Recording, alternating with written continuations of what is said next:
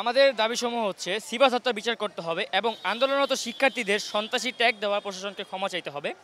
ফুটপাত দখল মুক্তকরণ, ফুটপাত থেকে সকল অবৈধ দোকান, অস্থায়ী স্থাপনা, অনুমোদিত বাজার ও ভবঘুরে স্থায়ীভাবে উচ্ছেদ করতে হবে। পার্কিং আইন কার্যকর, নো পার্কিং জোন কঠোরভাবে ঘোষণা করতে হবে। যানবাহন নিয়ন্ত্রণ, দুর্ঘটনা এবং যানজট এড়াতে রেল ক্রসিং থেকে গির্জা পর্যন্ত এই রোডে অটোরিকশা, ভারী ট্রাক যানবাহন প্রবেশ নিষিদ্ধ করতে হবে।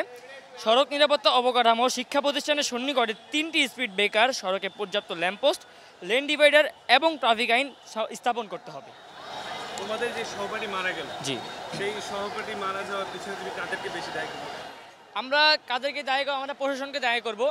এখানে হচ্ছে আমাদের সহপাঠী এখানে মারা গেছে, তার পাশে হচ্ছে হোলি ক্রস কলেজ।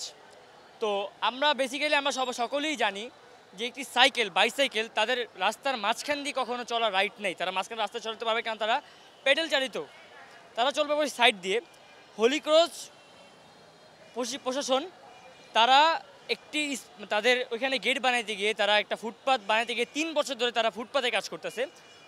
তো আমাদের যে বন্ধু যেখানে মারা গেছে হরিকোচ গেটের একবারে সামনে সে ওইখানে একটা পিষ্ট হয়েছে। তো ওইখানে যদি ওই যে তারা কাজগুলো করছে, তারা একটা ফুটপাত বানিয়ে 3 বছর সময় নিছে, 3 বছর সময় না যে অবশিষ্ট যে অংশগুলো তারা এখান থেকে সরাই নাই। তো ছেলেটা ওইখান দিয়ে সাইড দিয়ে যাতায়াত করতেছিল, সাইকেলে ছিল তারা, আমরা ছিলাম ঘটনাস্থলে। তো হঠাৎ দেখলাম কি একটা ট্রাক গেল, একটা প্রাইভেট কার একটা ট্রাক গেল। তো ট্রাকটা ঝোঁকাঝুঁকি করতেছিল। তো আমরা আর কি দেখলাম একটা ছেলে হঠাৎ করে পড়ে গেল, ছটফট করতেছে। আমরা ঘটনাস্থলে গেলাম, বাট ওই সময় আমাদের খেয়াল ছিল না যে আমরা ওইখানে যে গাড়ির নাম্বারটা দেখব। তো আমরা ঘটনাস্থলে যাওয়ার পর দেখি ছেলেটার মগজ 5 হাত দূরে গিয়ে হলিকোচে গেটের সামনে পড়ে আছে, ব্রেনের মধ্যে পড়ে গেছে মগজটা, ওইখানে পড়ে আছে। তো আমরা গিয়ে সাথে সাথে পানিতে চেষ্টা করি, বাট ততক্ষণে খুব দেরি হয়ে যায়, তাকে আর বাঁচানো সম্ভব হয় না, সে ওইখানে স্পট ডেড হয়ে যায়। তো পরবর্তীতে আমরা তাকে কাগজ দিয়ে ঢেকে দিই। তো আমরা 999 কল করি। 999 কল করার পরে আমরা বলি যে এখানে একটা মর্মান্তিক দুর্ঘটনা ঘটে গেছে, আপনারা কোথায়, আপনারা লোক পাঠান। তারা বলছে ঠিক আছে আমরা পাঠাচ্ছি। 2 ঘন্টা কেটে যায়, তারা একটা লোক পাঠায় না।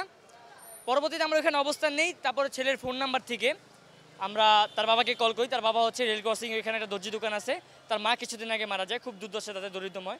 তো তার বাবা আসে, তার বাবা খবর জানার পর তার বাবা এমনি অসুস্থ, সে এসে এখানে অজ্ঞান হয়ে যায়। তাকে আমরা পানি টানি দিয়ে সোজা করি। 2 ঘন্টা পর এখানে প্রশাসন আসে। তো আমরা 19 তারিখ থেকে, আমরা রবিবার থেকে আমরা আন্দোলন করতেছি, এখানে প্রতিনিয়ত করতেছি আমরা 5 দিন, আজকে আমাদের 5 দিন এখানে আন্দোলন। তো এর মধ্যে একটা ঘটনা ঘটে যায়।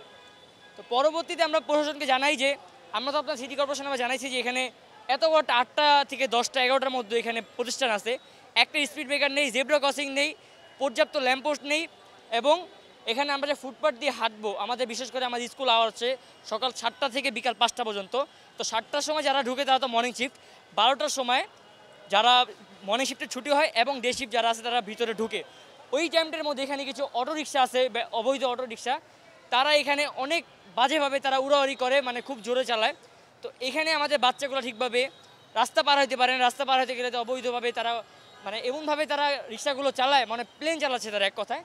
তো আমাদের একটা শিক্ষিকা বিজ্ঞান কলেজের, তার উপর দিয়ে একটা উঠায় দেয়, রিক্সা উঠায় দেয়। পরবর্তীতে সে হসপিটালে এখনও ভর্তি আছে। তো আমাদের এগুলোই দাবি যে আমরা চাই সড়কে অবৈধ ব্যাটারি চালিত রিক্সাগুলো উচ্ছেদ হোক, এবং আমরা ফুটপাথে যে অবৈধ দোকানগুলো আছে এই দোকানগুলো যেন উচ্ছেদ করে সিটি কর্পোরেশন।